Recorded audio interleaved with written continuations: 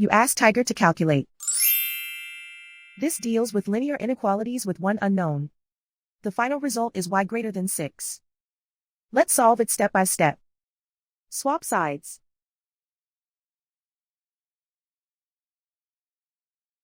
Group all constants on the right side of the inequality. Add 2 to both sides.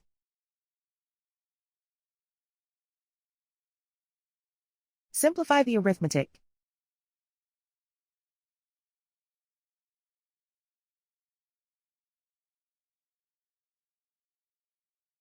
Isolate the y.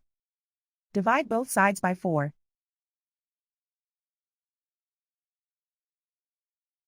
Simplify the fraction.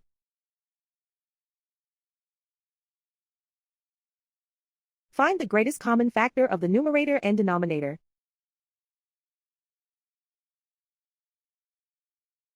Factor out and cancel the greatest common factor.